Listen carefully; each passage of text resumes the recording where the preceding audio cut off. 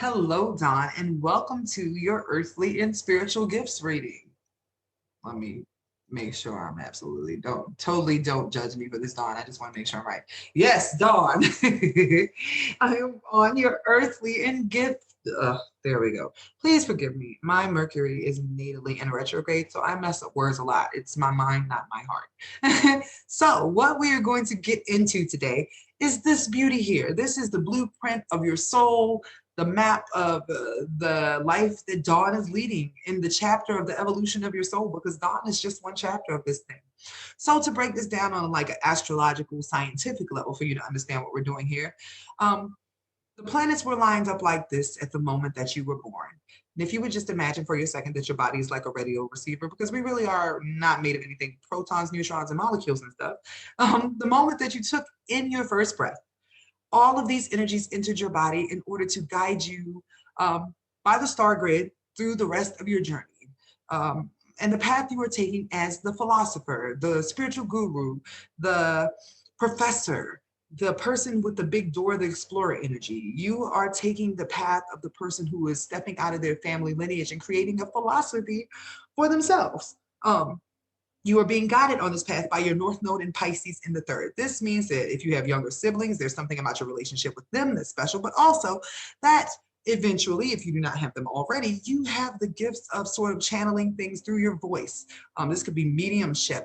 This could be actual just messages that you get from beyond you that are meant to heal other people. And you're meant to be able to use that in your career because you have Virgo up here, which is the sign of being of service, typically through your words, helping other people with their mind, body, or soul um, as your career. So what I'm going to do is break down how you get to this big goal that takes your entire life for you being this sort of spiritual guru. Um, and what gifts you've been given in order to make that happen. So I'm going to start over here because your moon is in first. This means that most likely you look like your mom, but also that you sort of kind of use your feelings to navigate you where you're going. You use the benefit of your experience to help others. Now, the second house here is the actual house of what gifts you've been given to earn income. You have Mars in Capricorn, which means for you, you have the gifts of the entrepreneur first and foremost. But that is where your drive is for your legacy to sort of make a name for yourself, a reputation doing what you do. This is also connected to this Aquarius over here, which means that you have the gift of working with technology or connecting to a specific group of people who will help you with your goals of spreading your message or spreading what your business is here. With you having Pisces in thirds, I'm going to retouch on your mediumship and channeling abilities. This means that sometimes you speak things through you that you don't know are actually fact, but you understand, like your body tells you. And this comes from the fact that you're IC, which is who you are when nobody else is around. Also, sort of the gift you have from your family lineage is that of the Pisces. This is streaming things through the collective. This could also be possibly seeing things that are not cognizant to you, but sort of stream through you. And this is just the gift that you have typically from the females in your family with this setup going on here. The next area you have over here is just sort of a link to your partner. Are you already married? If not, there is something about your relationship that you just sort of have a link with them.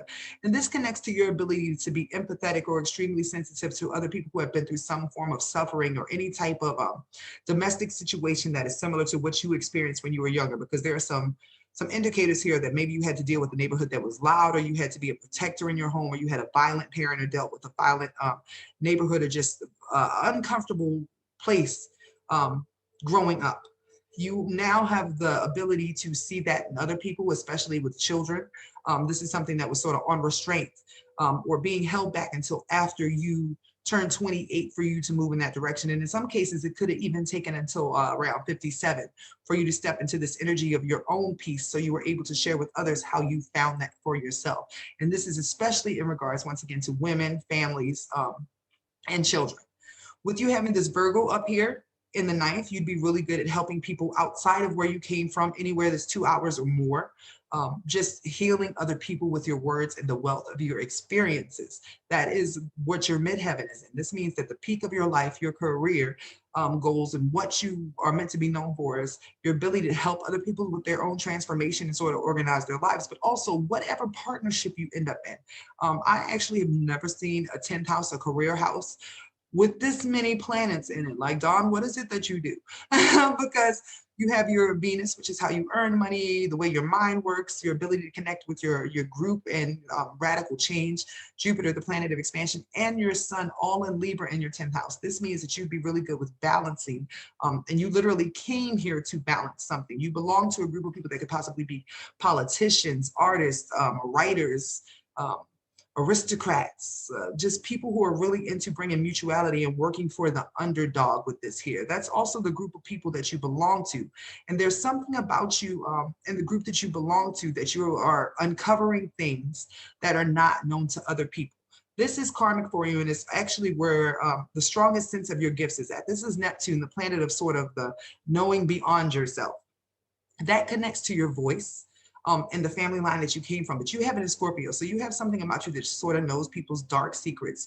That would be great if you were a counselor, because you'd be able to pull stuff like out of kids and people who don't want to talk about it. But in this case, if you were a lawyer, a detective, politician, anything like that, you are uncovering things that other people don't know about and sort of sharing your philosophies. This can be religious or it can be very mundane.